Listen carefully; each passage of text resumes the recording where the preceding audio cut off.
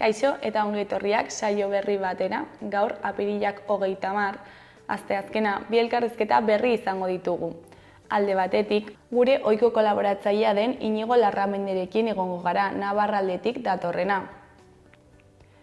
Navarraldek maiatzerako prestatu dituen ekitaldiak aurkeztera dator. Eta beste alde batetik, Mikel eta Anerekin egongo gara, hemen platora hurbilduko direnak. Iruñeko 20. txalaparten topaketak maiatzaren 10. larunbatarekin ospatuko da, eta hau aurkeztera datoz. Baina bi elkarrizketa hauekin hasi baino lehen goazen gure betiko edukia ikustera.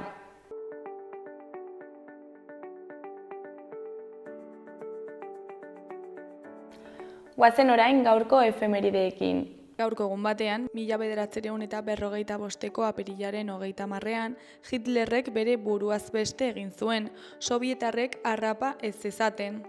Berlingo bataila betean, sobietar tropen aintzinatze geldiezinaren aurrean, beren bunkerraren babestu ziren Adolf Hitler, bere emazte Eva Braun eta Goebbels familia. Urte batzuk geroago, 1948ko apirilaren 30ean, lehen presoak eraman zituzten Martuteneko espetxera Donostian. Ondarretako kartzela hustu beharra zuten eta naiz eta Urumea ertzeko kartzela berria bukatu gabe egon, presoak leku aldatzen hasi ziren. Martutenera sartzen lehenak 59 emakume izan ziren. Ondarretako espetxea abandonaturik egon zen, harik eta udalak bere hondakinen kudeaketa enkantean atera zuen arte. Egun berean baina 1969an Seaska sortu zuten, Lapurdi, Nafarroa Behera eta Zuberoako ikastolen federazioa. Hainbat familia eta irakasle baten bultzadarekin lehen ikastola zabaldu zuten Arragoitzen. Hortutik Ipar Euskal Herriko haurrek euskaraz ikasten duten eskubidearen berme bakarretakoa izan da, eta milaka haur pasa dira haren zentroetatik.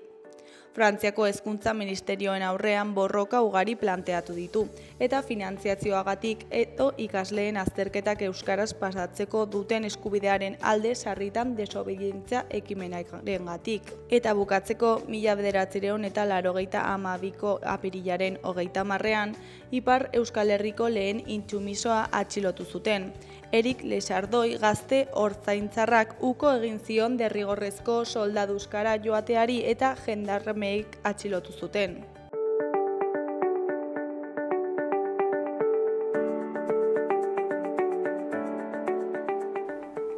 Ikus dezagun gaurko egunkarien azalek zer dioten.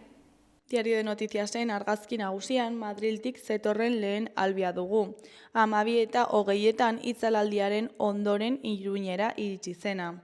Titularrean, operadore pribatuak eta nuklearren aurkako karga salatu ditu Sánchezek. Nafarroak 24 ordu baino gutxiagoan normaltasuna berreskuratu du itzalaldiaren ondoren, eta motelago telefonia eta internet, batez ere erdialdean eta hegoaldean. Treneko 60 bidaiarik Tafallako kirol hirian igaro zuten gaua. Ospitaleek 35 ebakuntza eta 131 hitzordu etengo dituzte astelehenean. Trenbidearen erabiltzaileek bidaiaren gorabeherak kontatzen dituzte. Aseguruetxeak erreklamazioetarako prestatzen dira. Berriztagarrien gainkarga aipatzen dute itzalaldiaren sorburu gisa. Grisa ataleko albisteetan, alde batetik 37 urteko lan eta rock and rollaren amaiera Tokilezan. Beste alde batetik Maristasen babes ofizialeko 108 etxebizitza esleitu zirenetik 16 erretiratu egin dira. Jarraian Bizkofanek 22 milioi inbertituko ditu biomasa planta batean. Amaitzeko Francisco Javier Bustillo kardinal nafarraren arabera, Franziskoaren oinordeko izango den aita santuak bake mezua izan behar du. Diario de Navarraren titular nagusian, Sánchezek argindar enpresak jarri ditu jomugan itzalaldi masiboagatik. Red Elektrikak zibererasoa baztertutu eta presidenteak ez du baztertu. Enpresarien arabera 25 milioi euroko kalteak izango dira Nafarroan. 10 igogailutik bat foru komunitatean zintzilikatu zen. Eguzki plakak zituzten etxebizitza gehienek itzalaldia izan zuten. Argazki nagusiaren titularrean emakume eredugarriak irakur dezakegu. Maria Artuer, Estefania Unzu, Amaia Romero, Ada Garzia, Amaia Rodríguez eta Beatriz Amorerentzat balio sariak. Beko aldeko berrietan, ezkerrekoan, Zuzundegi azken txanpan sartu da 300 langileren galderatzea ziurtatzeko. Eskuinekoan, 82 urteko gizon bat hilda Nazarren, teilatu batetik erorita. Gararen titular nagusian, itzalaldiaren ondoren normaltasuna berrezartzen da, arrazoiak ziurtatu gabe. Eguneroko errutina berrerazi egiten da Euskal Herrian eta penintsulako gainerako lekuetan. Itzalaldiak arazo ugari sortu baitzituen. Argazki nagusian, Bidasoa Irun taldeko jokalariak publikoa agurtzen. Honen titularrean, Melsugenek Bidasoa Irun bere amets europarretik jeitsi du. Eskuineko aldean lau berri ditugu. Alde batetik, COVID garaiko erosketa konpultsiboak eragiten zituen itzalaldiak. Beste alde batetik, editoriala atalean erantzunkizuna eskatzea eta horren arabera jardutea. Jarraian analisi bat dugu, eta honen izenburuan hau irakurri dezakegu. Carney Kanadako lehen ministroa izango da liberalen garaipenaren ondoren. Azkenik, Urtzi Urrutikoetxearen erreportaia dugu. Donald Trumpek eguneko agintaldia eta kaosa bete ditu. Berriaren titular nagusian hau agertzen da. Espainiak hizkuntza gutxituen arloan inboluzioa izan duela salatu dute NBN. Nazio Batuen Erakundeko Giza Eskubideen Kontseilua ebaluazio bat egiteko da gaur Geneban. Lekukotza eman dute euskararen, galizieraren eta katalanaren aldeko eragileek. Nafarroa osorako ofizialtasuna eskatu du kontseiluak eta langile publikoek euskara beharrezko izatea. Argazki nagusian Bilboko metroa atzo goizean Getxoko areta geltokian. Honen titularrean argindarra martxan galerak bezain beste. Itzalaldian noiztu zuten Euskal Herriko hiri eta herri gehienak itzuli dira betiko egoerara. Espainiako presidentea prest agertu da hornitzaile pribatuei kontuak eskatzeko. Goiko lerroburuan jaza denetariko musika estiloa. Beheko aldean alde batetik Miarritzeko Lanegrese karrikari Leagrese izena jartzea erabaki dute galdeketetan. Beste alde batetik liberalek bozak irabazi eta emaitzak hobetu dituzte Kanadan, baina gehiengo osorik gabe. Bukatzeko Antxon Balberdek jaso du 2025ko Adarra saria.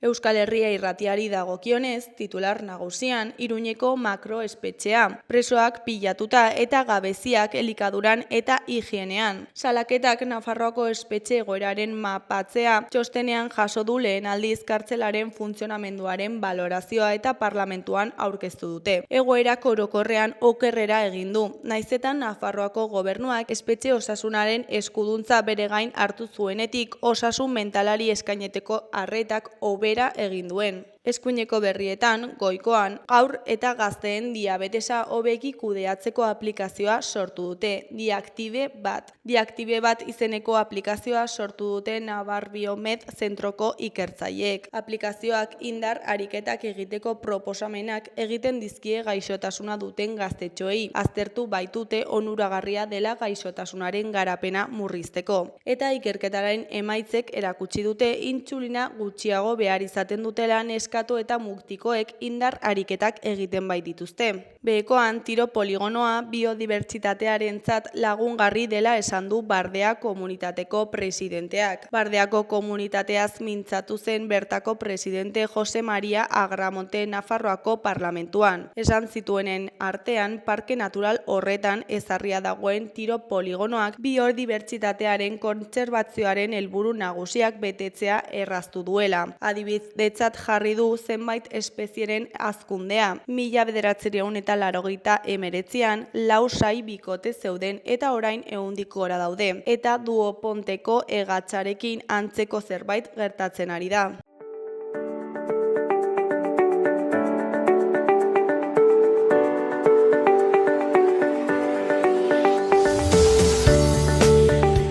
Kaixo, lehen aipatu dugun bezala, orain gure ohiko kolaboratzailea den Inigo Larraminderekin gauden, Navarraldetik datorrena. Kaixo, zer moduz? Egunon, ere, ongi. Eta zu, ongi? Oso ondo baita ere, beti bezala. primeran. Bueno, hiru kontutxo ekartzen dituzu gaur, ezta? Bai, batez ere izango da ja nik uste eta aurreko hilabetean eta agian aurrekoetan ere komentatu ditugun gauzak heltzea berriro, baina batez ere zehazteko. Alegia, batez ere dira bi kontu, aspaldinetan esku artean ditugun bi eginkizun, bata askotan aipatu duguna, nola urten 1525ko sorgina izaren mendurrena da. Eta jaurrekoan aipatu nizuen nola, Astigarragan egin genuen jardunaldi bat, eta Antsoainera ere eraman edo ekarri behar genuen erakusketa eta horren inguruko egitaragoa. Uste hori azaldu genuela, baina zehaztu gabe zehazki zer eta non, eta hori oraindik zehaztu gabe zegoelako. Dituzu ja xehetasunak. Hori da, kontua ez du errepikatuko, zeia aurreko elkarrizketetan komentatu genuen zer kontu, gogoratuko dugu hori nola sorgin izaren inguruan, sugarramurdi asko ezagutzen dugula, baina hori dela mende oso bateko azken urratsa baino ez, eta mende hori hasi zen zuzen ere, 1525an Nafarroako mendialdean Pirineoko baileretan gauzatu zen errepresio prozesu batekin. Bere epaiketa edo jardunaldi nagusia edo gehien ezagutzen duguna, Uritzen egin zena 1525ko ekainaren 19an. Kontua da, Antsoainen, esan bezala, horrekin prestatu genuen erakusketa, jarri genuela astelenean, astelen apagoiari, apagon ospetsu horren. Astelen honetan, Bai, izan ere, justu, ni etorri nintzen, egon nintzen hori bertako beste lagun batekin, geratu ginen 11, azkenan hasi ginen 11 erdietan, erakusketa antolatzen, eta hori jarri genuen, eta hori, ez nekien, 12 erdiak izagu zenen 11 orduko, eta kontua ikusi nun, hor ongoan zegoen bulegoetan argiak piztu zirela, baina nik pentsatu nuen, agian hauek ateratzen dira ordu hortan zeo zer ateratzera, edo alako zerbait, jari gero nor pentsatu guzun. Eta hori, beste bi lagunekin joan ginen kafe bat hartzera, urrian daukagun beste kontu bati buruz hitz egiteko, zer egin behar duen, zer dago egina, zer egin gabetari. Eta hor geundela, haietako bati WhatsAppez deitu zion bere emazteak esan ezaizu. Hori, pagoi bat egon dela, eta Frantzian, Portugalen eta Espainia osoan ere. Eta, inguruko jendea ezin zen kuskuseratzen horrekin, jende guztia horrekin, eta, surrealista, komentatu duguna, Los Simpsoneko atal bat du errealitatean, eta, beste kapitulo bat. Baina, zorionez hori baino gehiago, baina lehenago hori erakusketa aurrekoetan izan dugun, eta argazki batzuk ekarri dizuet nahi baldin badezu ere pantailan jartzeko. Hori, 17 panelez osatutako erakusketa hori, eta dago idaki kirolgunearen sarreran. Hor badaude horrek gauzagun bat, eta alkatearekin eta kulturtenearekin komentatu nuen, nik uste dira hona dela. Ez da kulturetxe bat, baina gian egokiagoa da halako erakusketa baterako gure esperientzia batik. Normalean gauzagoek hori, parteko areto batera ematen baldin duzu, azpiegitura aldetik bai hobeto dagoela.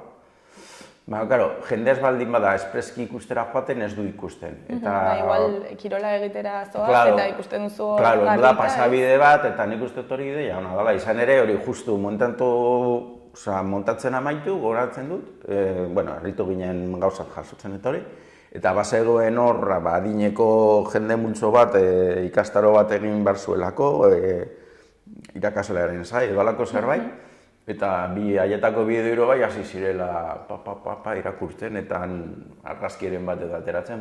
Nik uste hori interesgarria, asmoa da hori, ezain beste horretan aditua edo interes handia daukan jendeari, hori ere ez da, baina batez ere, Warcaben pasatzen dena, begira, agian hasiko da irakurtzen, eta hau ez nahi... Kuriositatez, gerturatzen zala, edo beste zerren zai zauden bitartean, sakelekoarekin egon ordez edo, apur bat irakurri, eta ikusten dira hona dela.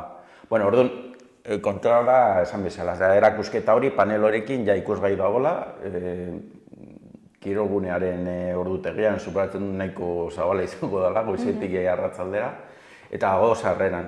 Gainera hor badago frontoia, igerilekuak, kriston azpiegitura daukate bertan. Eta noiz arte egongo da, markatu, noiz arte? Udalak esan zidanez, maiatzaren 15 arte. Luze. Bai, printzipioz 15. Nik proposatu nien 13an, ze hor hitzaldi bat badago izan genuena, baina gero haiek programazioan jarri dute 15 arte, ez da barra zer, printzipioz haiek 15 arte esan dute, osea, que ja momentu entatik aurrera, idaki kirolgunearen atarian, maiatzaren 15 arte uste dut dela osteguna. Bai, uste dut osteguna dela, bai.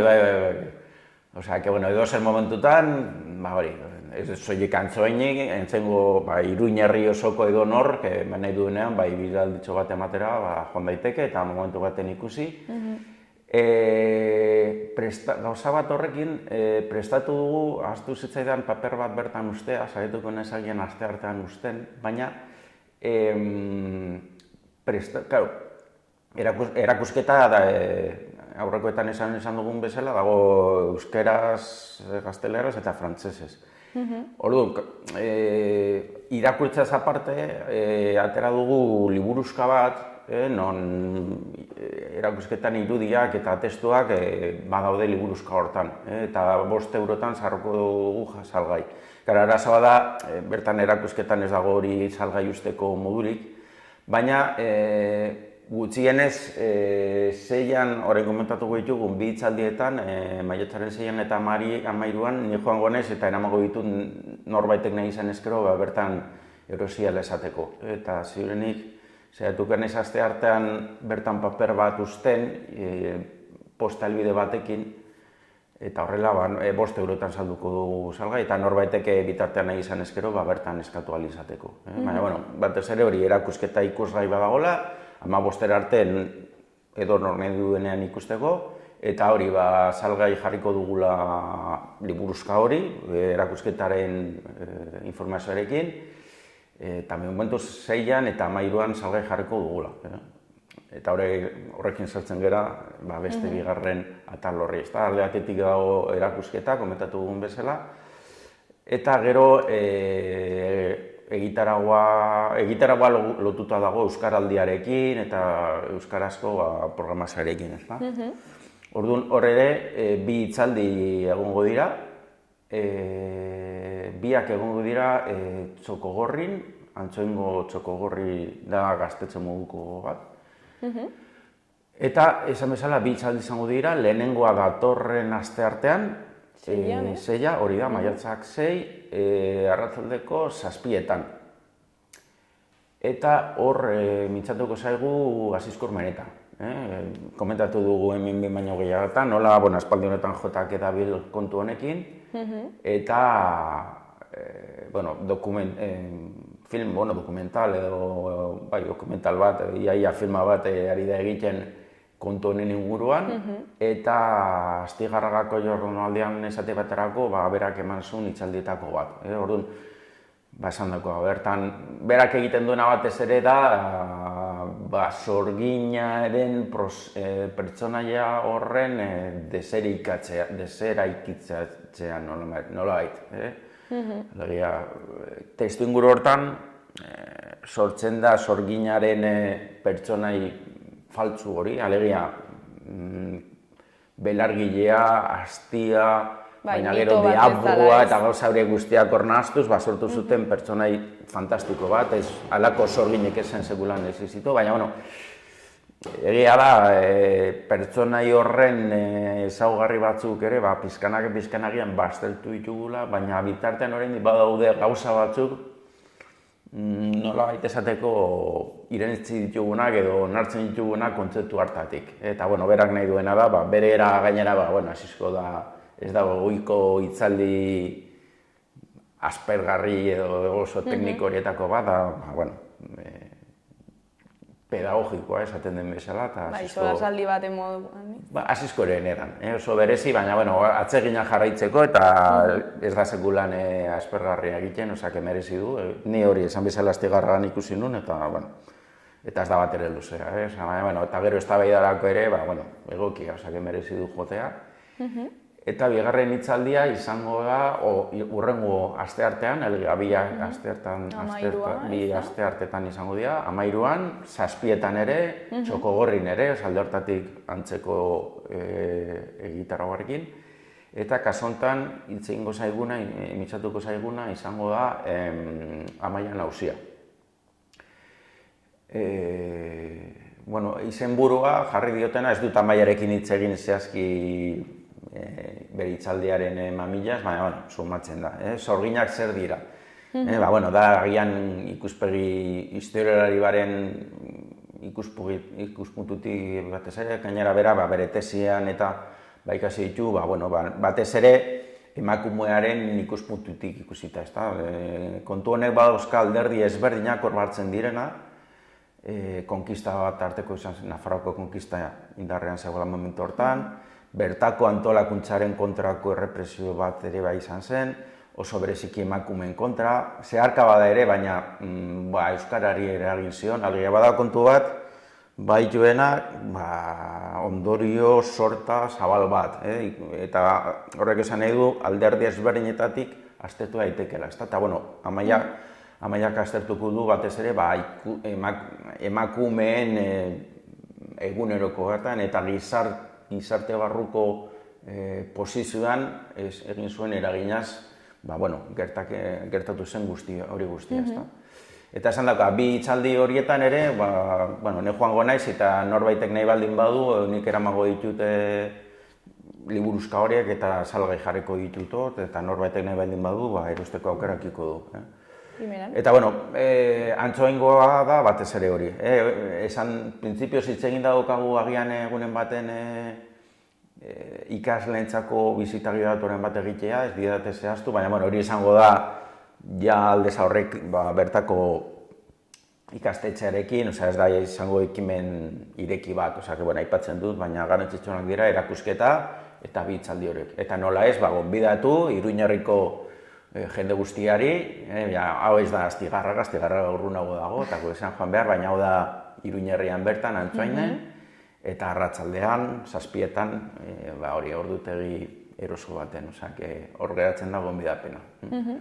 Eta gero ere komentatu genuen aurrekoan liburu bat. Hori da, orain arte komentatuko da, maiatzan daukagun lehenengo hitzordua, eta bigarrena da lotuta dago, komentatu izan dugun ere, liburu batekin, duela gutxi aurkeztu berriz atera dugun eta aurkeztu berriz zen liburu batekin, Lizarraga kapitaina, Nafarroako askatasunaren indarra sakanan. Hau da, Juan Luis Larrazak, Txarriko lagunak, idatzi duen eleberri bat, baina oinarrituta dago benetako edo datu errealetan. Alegia, Luis de Lizarraga da, 1512ko konkista testu inguru hortan, sakanan zegoen Nafarroaren askatasunen aldeko buruzagi nagusia, nabete esateko. Hartu ditu datu erreal batzuk eta eleberri bat egin. Hori da, testu inguru hortan ezagunagoak dira eta liburu batzuk atera da, ezagunen Jaime Vela de Medrano, Amaiurgo tenentea zena eta Pello Monteanok bere biografia bat egin du. Ezaguna da ere, baina oraindik ez da libururik atera, baina zer egingo da Juan Ramírez de Baquedano, hau ezien batez ere Lizarra herrian buruzagi nagusiak. Baina honen inguruko liburuetan, kontua da, irakurtzen baldin baituzue, dela Pello Monteanorena edo Pello Esart ere, klasikoak dira gai honen inguruan. Hor agertzen dira, pasadizo ezberdinetan, aipatzen ohi dira, normalan, ordezkari legitimista esaten zaie, sorta batzuk, behin da berri errepikatzen direnak, gertakizun guztietan, ezta? Hor dira Xabierreko jaunak, Francisco Xabierren anai zaharra, esate baterako, Oio Gitarrak, Sancho de Illesa, eta behin da berriro errepikatzen zen Lizarraga bat. baina aipatu baino ez. Ikusten zen bat zegoela talde hortan, baina nor da tipo hau. Osea, aipatzen da, baina zer besterik esan gabe. Eta Juan Luis Larrazak egia, aspalditik zebilen gira eta vuelta, nori izango da tipa, Lizarraga, Goikoetxea dira, Euskal Herri osoan edatutako abizenak dira, baina oso bereziki errepikatzen dira Sakanaldean. Eta ez dakit oso ongi nondik edo, joan zen Nafarroako artxibategi nagusira, harremanetan jarri zen Peio Monteanorekin, eta, bera jakingo du nola, baina bilatzen, aukitu zituen batez ere, bere testamentua, eta pleito edo epaiketa bat beste jauntxo baten kontra, ez dugu goratzen, baina, orduan, horrezate batarako, aipatzen da bere familiari buruzko datu batzuk, uste bi alaba eta seme bat zituela, dalako zerbait, bere emaztea, Juan Ramírez de Bakedanoren arreba zela, hor ikusten da leño ezberdinen arteko loturak, eta beste datu batzuk. Ez dira datu asko, hil zela esate batarako 1591 berak uste du, ez dakit erabat ziur den, baina berak ere uste du dela Hondarribi hartzeko saiakeran edalako zerbait. Eta, familiari ondasun guztiak egin zizkioten, argi eta garbi da, familia hori oso modu bortitzean edo zigortuta izan zela konkistaren ondorioz. Hori eta zertxo bat gehiago, askoz gehiago ere ezakin, baina, berak horrek ez du ematen saiakera oso bat egiteko. Orduan berak egin zuen esan zen, zaila da ere dokumentuak izatea. Hori da, eleberriak dela bat ez den gure ezagututa, edo beste pertsonai batzuek ekizuten bizi ibilbidea eredu bizartuta.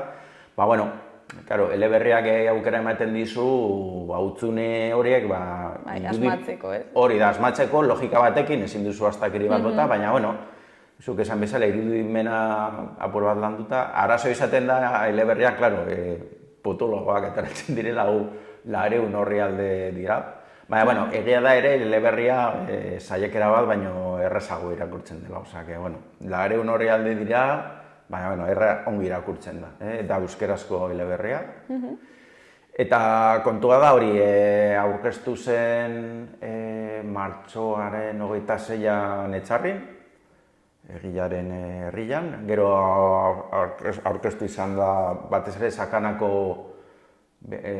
beste herri batzutan, Altsasun, Zangotzan ere aurkeztua izan zen. Baina, nolait esateko orain hasiko gea, pizkanaka,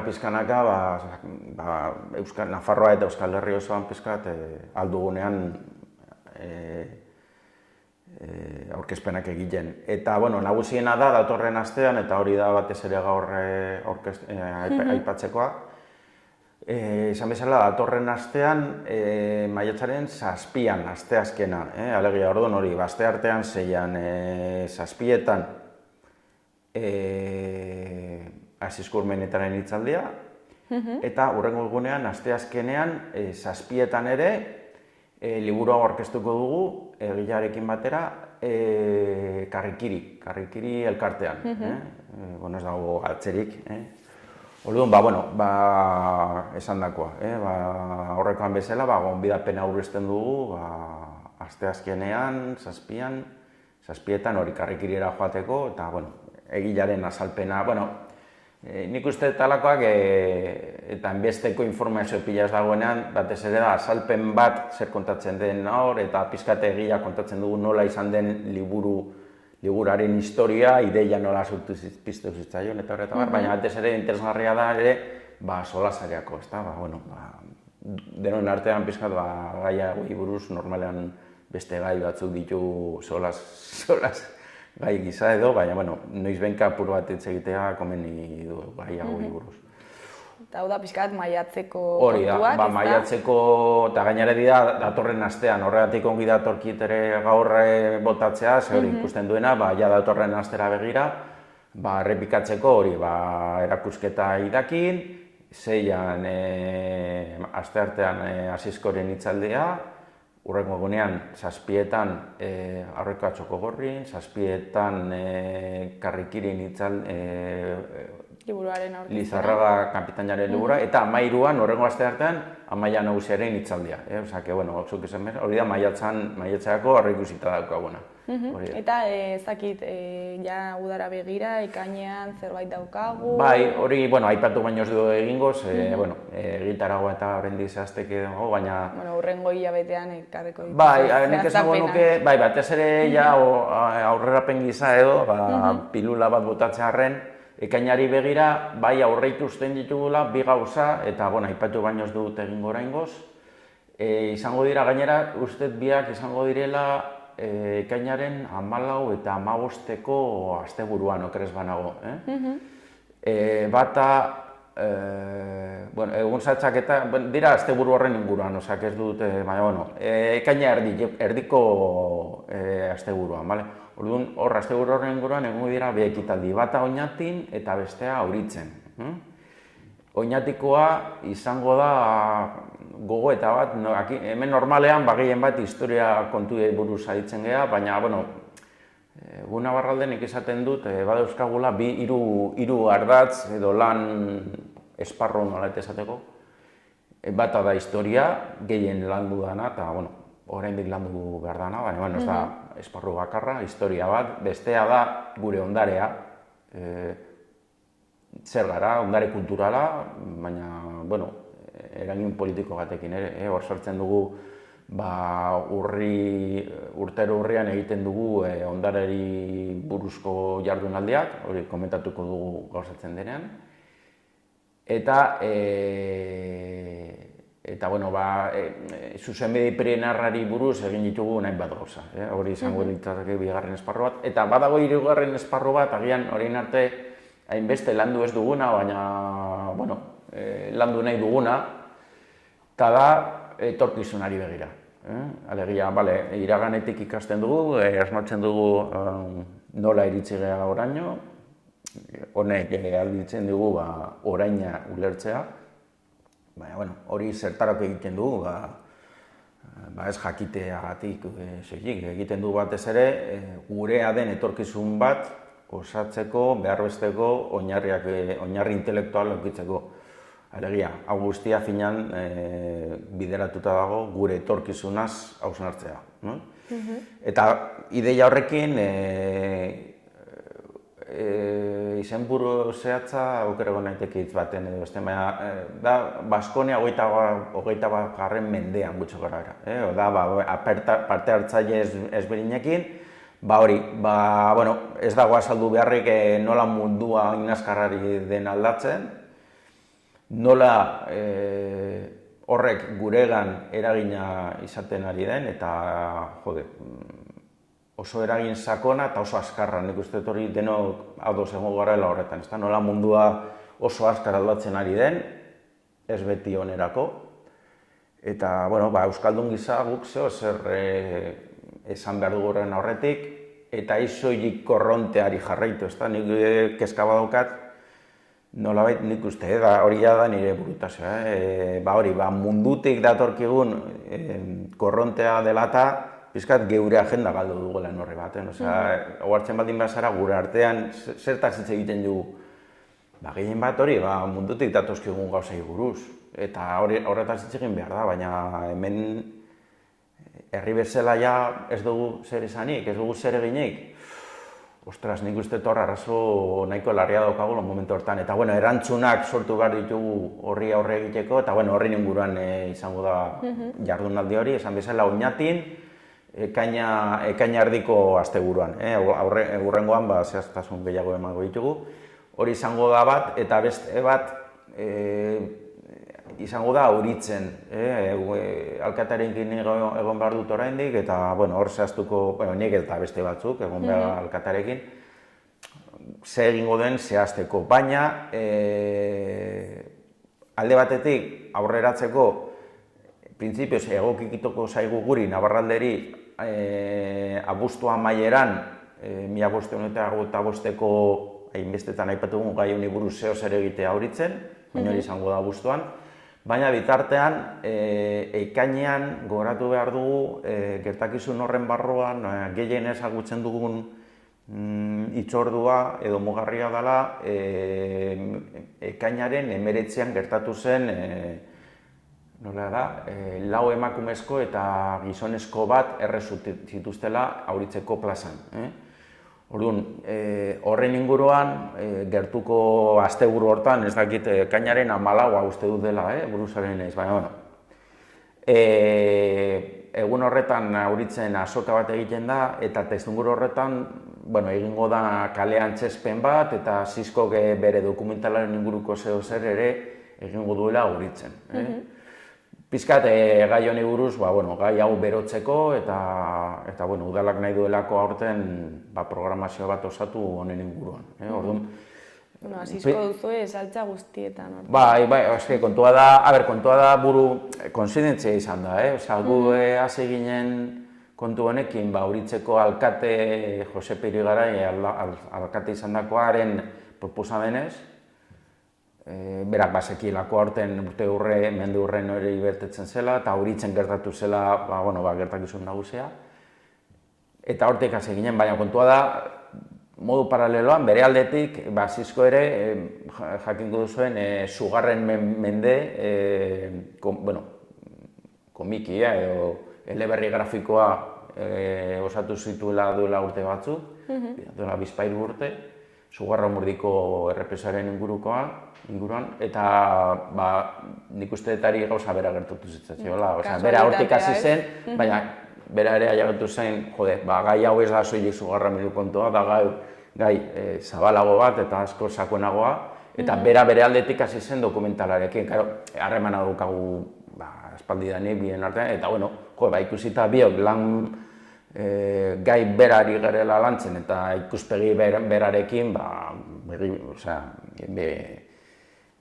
biztan da elkarlana ezinbestekoa dela bien artekoa. Eta izango da, izango dira aukera gehiago elkarrekin gauzak egite, batez ere dokumentala ateratzen duenean. Hori dokumentala asmoa daukan nidakidanez aurkeztu nahi du zinemaldian Donostian, eta hori da iraian. Orain iraia arte, plaza batzuk egingo ditu hori berotzeko, nolait esateko, baina gero horren ondotik dokumental horren aurkezpen egin behar, lehenik eta ben crowdfunding bat egin izan da horretan laguntzeko, eta gero egin beharko du hainbat tokitara eramango du dokumentala, eta ikusiko dugu, baina ziur naiz horrek ere aukera emango dula erakusketa horrekin batera beste toki batera eramatera, ikusiko dugu denborarekin, baina, izan dagoa, konsidentzia bat izan da, baina, biak norbera aldetik osagarriak diren ekimenak prestatu ditugu, eta, ja lan hori egin dugula, eta batez ere merezi duelako, nik uste jende gehienak askotan gertatzen zagoen bezala, hau azaltzen duzunean, eta hori, gehien bat esaten dena, alde batetik, interesgarria eta gai mamitsua, eta batez ere, eske hau ez nuen ezagutzen, askotan nigo horaltzen dut, normalean nahiko modu, neutralean edo esaten digute, baina noiz benka, batzuk zutan jartzen dira, ez gure kontra, bezik eta, zergatik, batzuk, zergatik ez dute hau azaltzen, 52 urte ditut, ikastolan ikasi dut, eta ez didate hau sekulan kontatu.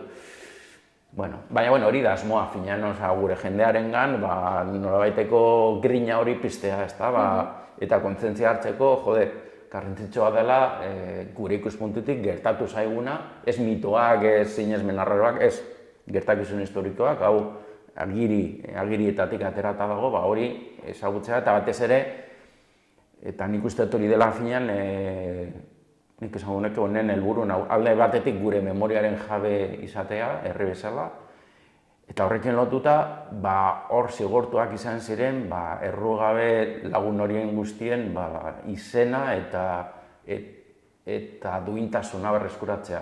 Izena berreskuratzean, eta guge panel hortan lagun batzuen izenak zerrendatzen ditugu, badakit egon ginen joan den astean, Senpereko talde baten, Senperen hor Pierre Lancre ibili zen, eta hor zorinkirearen kontu honenko gauza gertatu zen, Eta bertako elkarte batek esate batarko baita ere biltzen ari da, hori, testuinguru hortan zigortutako hainbat lagunen izenak. Gero, beren izena berreskuratzea ez da haiek berpistea, ez dira bizitza itzuliko, baina oroimenera bintzat bai. Bada nik uste momentu honetan egin dezakeguna da batez ere hori, beren oroimena eta beren duintasuna berreskuratzea eta aldarrikatzea. Eta modu batean omendu ez ere. Bai, hori da. Eta era batean ere, gure oroimena eraikitzea, gurea dena, ezta? Lana daukagu, ikusten somatu daiteken bezala, baina ikusten gaia interesgarria dela eta merezi duela alegina, jarrituko gea horrekin. Ekainean elkartuko gara eta kontatuko dizkiguzu xehetasunak. Hori da, ditugu, ziur geratuko direla gauzak momentu arte, baina ziur nago eguna, orduan, nortzuk hartuko duten parte, kartel, ez dakit zer, nik espero dut hori presa ukitzea eta erabiko dugu aurreratu ditugun bi gauza hauen inguruan gauza gehiago komentatzeko. Primeran Inigo, mila esker, beti bezala, gurekin egiteko tartetxo bat ateratzeagatik, eta ea zer moduz joaten diren maiatzeko jardunaldiak, eta zer moduz etortzen diren ekainekoak. Hori da, beti bezala, mendik hilabetera komentatuko dugu hori guztia. Primeran, ondo segi. Baita zu ere, venga, agur, mila esker.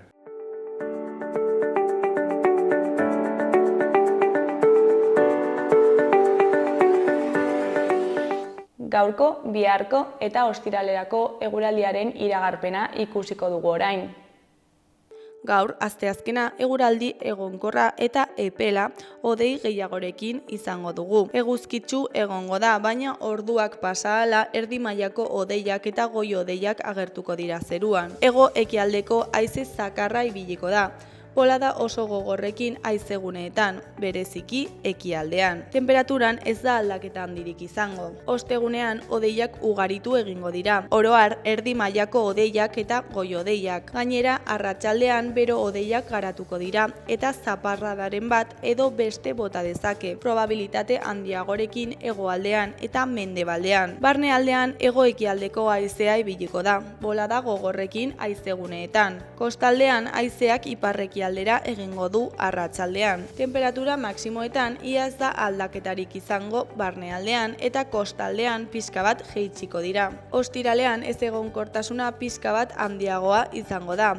Zerua erdi estalita egongo da, goizalden erdia mailako hodeiekin eta goi hodeiekin, eta eguerditik aurrera bero hodeiekin. Arratsaldean zaparrada trumoitsuak bota ditzake, bereziki barnealdean. Hego ekialdeko haizea ibiliko da, bolada gogorrekin haizeguneetan. Temperatura maximoetan ez da gorabehera handirik izango. Hala ere, baliteke pixka bat jaistea hegoaldean eta pixka bat igotzea ipar isurialdean.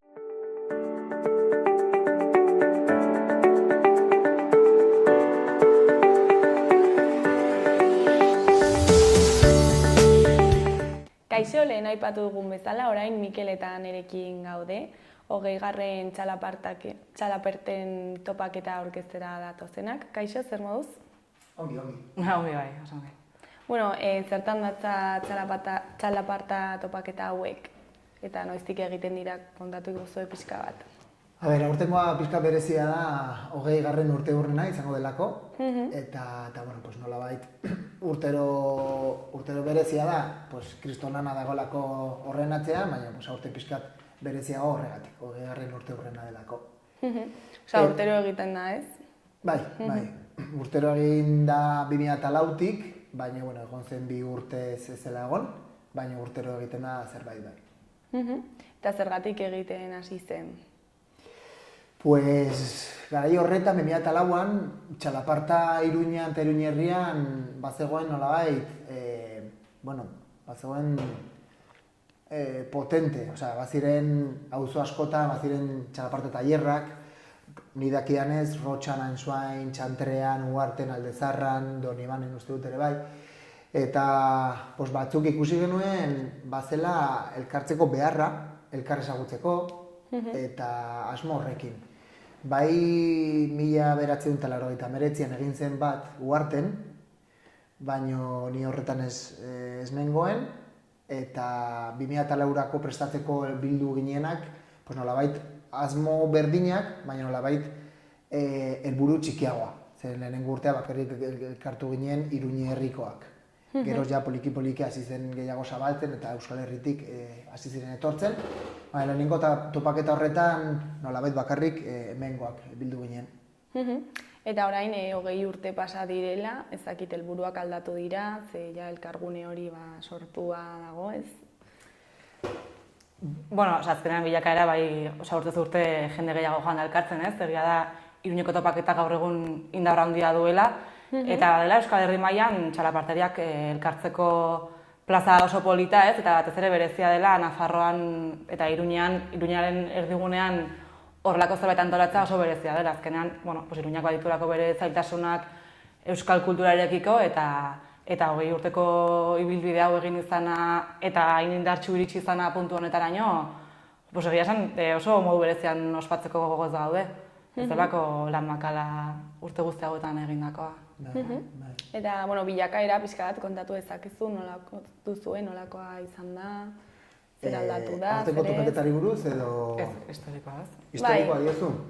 Sortu zenetik, pixka bat nola aldatu da, zergatik... Bai, adibidez, lan taldeak nolabait aldatu dira esente, hasieran baginen batez ere igual Rotxako batzuk, gero batzu horiek naskatu ziren nolabait, eta hartu zuten relebo Aldezarran ematen zen ikastarora jaten ziren batzuk, horiek egon ziren 6-7 urtez, gero nolabait antolakuntza joan da aldatzen. Antolakuntza taldea joan da aldatzen. Hanek esan den bezala ez dela makala eta jendeak erretzen da, gauza asko egin behar dira, azten gira biltzen oso goiz, eta hori antolakuntzaren zea. Eta gero, esan duan bezala, hasieran bai elkartzen ginen Iruñerriko txalapartariak, Iruñerrikoak, baina poliki-poliki hasi ziren etortzen beste Euskal Herriko hainbat tokietatik, eta inkluso Madridetik, Tarragonatik ere, etorri izan dira, eta berez helburu berdinarekin jarraitzen dugu. Txalapartariok elkartzea eta elkar ezagutzea, talde batzuk ekartzen dute haien proposamena oso landuta da, baina beste batzuk ez, bakarrik parte hartzearekin uste dugu nahikoa dela. Guztia pasatzea Iruñeko txalapartea topaketan, ongi dagoela. Eta, berez, helburua hori, txalapartariok elkartzea, hasieran bai Iruñekoak, Iruñerrikoak eta hor egun Euskal Herrikoak. Hanek esan duen bezala, Iruñeko txalaparta topaketa badu indar asko Euskal Herrian. Lehen bazen Hernanikoa, zen Hernanin daramatzate uste dute 28 urte egiten, baina Hernanik badu bere formatua, Iruñeko badu bere formatua, Araiako topaketa badu bere formato, Sestakoa bere formato. Hori, indarra duela Iruñeko topaketak eta 20 urte betetzeak esaten du indarra hori mantentzen. Eta nola finantzatzen dira topaketa hauek? Ezakit talde bakoitzak bere aportazioa egiten du, diru laguntzaren bat jasotzen duzue? Egia esan ez dugu inongo diru laguntzarik egiten, dena da auzolana, eta orduan egiten duguna da, bazkari herrikoi estiloan egiten da, eta hortik ateratzen dugu dirua, zozketak egiten ditugu, boletak saltzen ditugu, bingoa ere egin izan dugu, hor jendeak bere ekarpenak egiten ditu sariak banatzerako garaian, eta horrekin sostengatzen da, guk ez dago talde ofizial bat horretarako, orduan dagoen gutxi horrekin, taldeei zerbait ordaintzen zaio eta ere gastuei begira, eta horrekin bizi gara, eta horrengoz moldatzen gara, eta hori dena da auzolana eta lan handia, ez ere hor talde motor horretan gauden ontzat. Azken urtetan bai izan da hori zozketak, badu indar potentea, hortik ateratzen dugu dirua, bazkaritik ere bai. Gero atzera begira beste garai batean igual tabernek portatzen zuten zerbait, baina oso gutxi, €1, €150, eta hori joaten bagara 80 pertsona, 100 pertsona talde batek jo behar duelako taberna horretan, hori gastatzen genuen berehala. Baina hori ez dugu inoiz diru laguntzarik izan, justo kontrakoa izan ditugu trabak kalera teatzeko, así que, bueno. Eta antolakuntzare auzolanean egiten duzue, nola antolatzen zarete, ezakit batzarren bat osatzen duzue hau antolatzeko? Bai, hasten garena da, aurtenak ez urtarrian, ez lehenago, aurten ikasturte hasieran hasi ginen. Iraiaren bukaeran, urriaren Iraiaren bukaeran, egia da urten, 20. urterruena izan da, antolakuntza ere handiagoa zela, baina bestela hasten gara, bueno, pues ja bost hilabeterenago edo pixka bat data adosten, eta hilabetero gutxienez biltzen. Eta aurten ez dugu esan, klaro, etorri gara, maiatzaren 10 dugu topaketa eguna, baina aurten eman dioguna da egutegi zabalago egin dugu, ez? Antolatu dugu hilabetero ekintza desberdin bat, eta diazarzi ginen urtarrian sagarrotegiarekin. Hori da. Asteburu pasa bat egin genuen bizikletan, txalaparta gainean eraman, eta hori herri txalaparta joz. Lizarran hasi eta non bukatu genuen? Lodosan. Iruñan hasi, Iruñetik Lizarrara, Lizarratik Lodosara. Hori da. Gero txaian egin genuen sagarrotegia, Larraldean sagarrotegian hor baztanen. Martxoan mendi martxa. Berez mendi martxa egin behar zen, baina oso aldi txarra izan genuen, eta bertan beratu izan berren. Baina asmoa zen hori mendia igo eta txalaparta jotzea. Gero apirilan egin genuen poteoa, herrian, eta orain maiatzan egingo dugu egun handia. Izango da, orduan egia da, horten antolakuntza izan dela... izan da potenteagoa. Bai, nekezagoa, baina, bueno. Eta gero, hasten gara biltzen, aurten hori pixka lehenago horregatik, bilatzen dugu WhatsApp bat, badugu Nafarroako txalapartariok talde bat, eta bilatzen dugu WhatsApp bat, aber nor parte hartu nahi duen antolakuntzan, batzuk erantzuten dute, edo batzuten ez du inork erantzuten, eta horregan hasten gara biltzen, iazko antolakuntzan zirenak gehi aurpegi berriekin, baldin badaude. Eta asko zaudete hor antolakuntzan? Ez, nire ustez oso gutxi gaude. Gero urtero joaten gara 100 pertsona inguru, 100 pertsona horietatik esan dezagun 30 edo 40 kanpotik edo 50 kanpotik, baina beste 50 hemengoak Iruñerrikoak eta 50 horietatik 7. Bospase, egongo gara, bai. Eta jende gazteen artean, ez dakit arrakasta dauka txalapartak? Hori igual plaza zaiena, ez? Gazteen gana iristera. Badago mutil gazte bat hor Lodosan, aita seme batzuk. Eta bera izango da igual momentu honetan dagoen gazteena, baina bai. Oso gazte gutxi daude, txalaparta... Bueno, gu, ez gu. Eta zerbait pentsatu zu ezakit jende hori erakartzeko? Bueno, badaude ikastaroak eta, ez? Hernaniko musika eskolatik etorriko direnak aurten gazteak dira, baina hori, hemen Iruñarrira begira igual falta zaigu horri indarra egitea.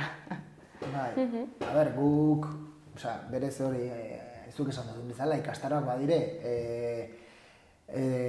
ez daude, egon barko ziren bezala, hau da, duinak, esan nahi dut talde gutxi, maizago, baina, berez aukera badaude. Taldeak ez badira hurbiltzen, nik ez dut erantzuna. Eta egatopaketaren beste helburutako bada baita ere, txalapartak kalera ateratza eta jendeari ezagutzera ematera, ez? Normalean klaseak barruan egiten dira, eta gizateratze horrek ere laguntzen du jendeari erakargarriago egiten edo ikusgarri egiten behintzat. Eta egun berezia maiatzaren 11an da, 10. Eta zer prestatu duzu egun honetarako? Bueno, hasiko gara urtero bezala 11an, elkartuko gara 11etan. Elkartuko gara herriko tabernan, egiten dugu 11etako urtero bezala, eta joko dute txala deunekoek. Daramatzate 3-4 urte jotzen momentu horretan, eta bada daun talde bat, gotzonekin egite dutela txalaparta klaseak, eta etortzen dira, eta ongi pasatzen dute, ongi pasatzen dugu, zerbait jaten dugun bitartean, batzuk kafe, beste batzuk sagardoa, hasi que horrekin hasten dugu. Gero... Ez, bai, horten lehenengo talde ofiziala izango da Utxun taldea, Mikel eta bere kidea nahi, eta horiek joko dute Nafarroko artxiboan, 12an, ezta? Hori da. Gero hortik igoko gara ordu batak aldera Zaldi Zurira, eta hor joko dute Hernaniko musika eskolakoek. Eta gero, Eta gero ja Arranoko parean, etorriko dira, hau berezia da, ere bai, 20. urteurrena delako, etorriko dira Goikotxea, Zuaznabar eta Zabalegikoen Birriobak. Hau da, Zabalegi, Goikotxea eta Zuaznabar badire 60. hamarkadan gelditzen ziren txalapartari bakarrak. Azkenekoa hil zen okerez banabil 2001ean, eta bueno, bere bilobak jarretze dute txalaparta jotzen eta etorriko dira. Orduan, ekarriko dute haien txalaparta tradizionala, guk deitzen dugu tradizionala, baina haientzako bada hori da txalaparta. Eta, bueno, pues, familia bakoitzak egingo du joaldi bat edo joaldi batzuk, eta, bueno, ez dakik gero makila banatuko dituzte, eta joko dute, elkarrekin, baina, bueno, hori izango da lehenengo aldiz etortzen direla Iruñeko topaketara, bai gonbidatua bezala, bai ikusle bezala, así que... Eta txalaparta original horren eta gaur egun erabiltzen denaren artean, ze ezberdintasun daude? Osa, igual bizualki edo ezakit soinuaren aldetik... Bai, bizualki oso errez ikusten da, zeren txalaparta originala edo tradizionala edo duela 60 urtekoa. Nola deitu horri, bueno, hori beste karrizketa baterako, pues oso argi ikusten da, zera bisaski, harto ostoak eta hol handi bat, eta hol bakarra.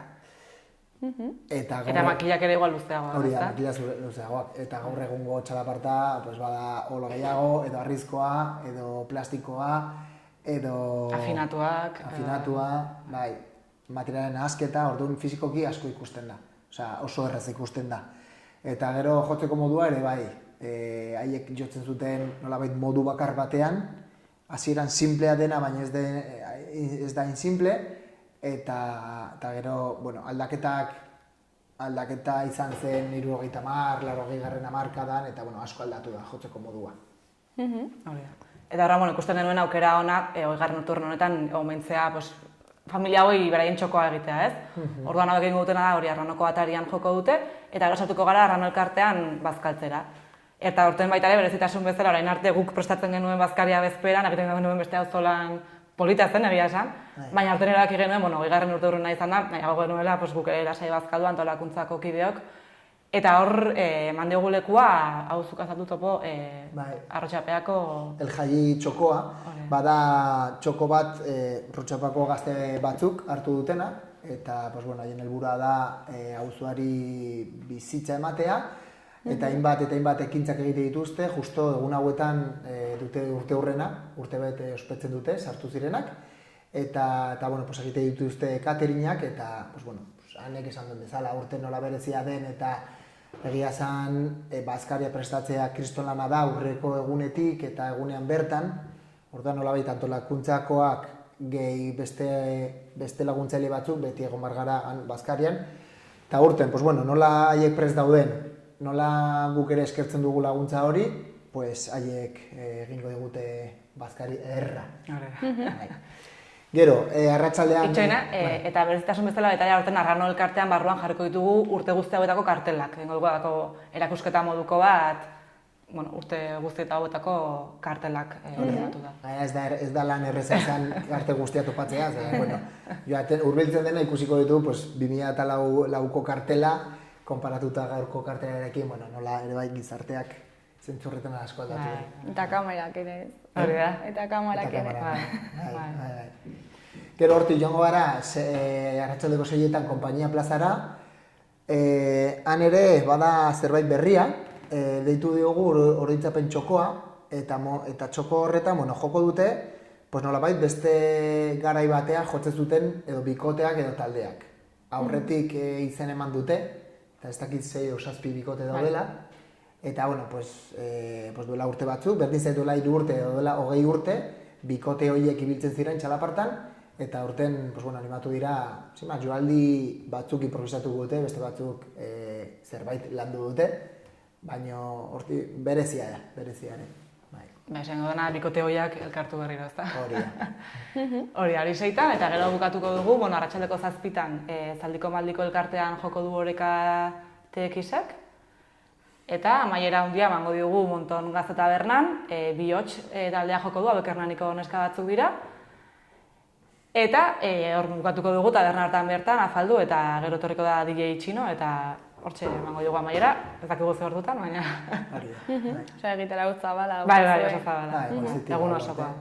Eta bertan parte hartzeko, bereziki bazkarian eta igual afarian, zer egin behar da, non eman behar da izena... Bai, bueno, parte hartza oso irekia da, ze azkenean kalean egongo gara egun osoan. Momentu itxi bakarra izango da Arranoko bazkaria, eta hor kartelean dago telefono zenbaki bat, eta horra deitu eta ordaindu, eta horrekin nahikoa da. 110 plaza baino ez daude, hori bai, azkarri ibili behar da, bestela jendeak editzen zaigu kanpoan. Eta gainera garrantzitsua da baita ere, bazkaria prestatu duten horientzat ere kopurua lehenagotik jakitea. Hori, kontzertu guztiak doainik dira, batzuk kalean, beste batzuk Montonen edo Zaldiko Maldikon, baina guztiak irekiak, guztiontzako. Eta, zer da egun honetaz espero duzuena? Gainera, 20. urte hurrena izan da, berezia dela. Pues, nik zer espero dut? Espero dut talde batetik ongi pasatzea, lan asko ez izatea, txalapartari berriak ezagutzea, eta nolabait, Iruñeko gizarteak gertutik ikusi ahal izatea txalaparta. Bai, hori da, eguraldi ona, giroa, eta nik uste ez dugula beldurrik, ze normalean etortzen da jende asko, eta horten ere nik uste jende hori edo gehiago etorriko dela, orduan, jende kopuru aldetik lasai gaudez, badakigu, indarre baduela eta izango duela horten ere. Eguraldi ona izaten zuen, kalean izan da. Eta, bikoteia bukatzeko, ez dakit zerbait gehiago komentatu nahi duzuen, jendeari zerbait esan, gonbidapena luzatu. Hori da, animatu jendea etortzera, eta txalaparta probatzera, zergatik topaketan ikusten duten hori gustatzen bat zaie, izena manentzatela Iruñerrian edo Euskal Herrian edo kanpo dauden ikastaro edo mundu horretan. Polita dela, jende asko ezagutzen dela, eta txalapartak baduela berezitasun oso polit bat, eta ez dela bakarka jotzen den instrumentua, baizik eta bi pertsona behar direla gutxienez, eta jolasa sortzen dela, eta harremanak egiteko oso bide polita dela. Hori, kontzertu asko daude, baina txalaparta modu librean jotzeko, horretarako ere badago tokia.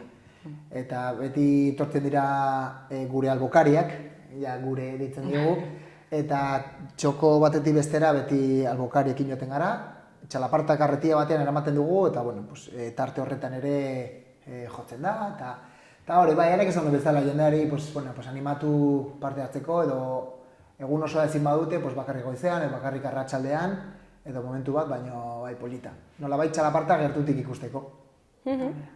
Ani Mikel onaino elkarrezketa, mi esker gurekin hitz egiteko tartetxo bat ateratzeagatik, eta ea zer moduz baten den maiatzak 10ko topaketa.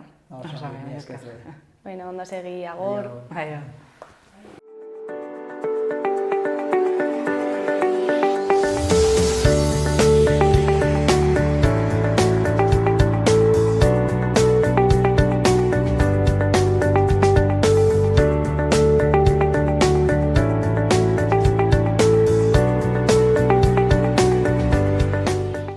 Gaurkoz hau izan da dena, astelehenean itzuliko gara eduki eta elkarrizketa berriekin. Mi esker zuen arretagatik eta zubi ona pasa. Agor!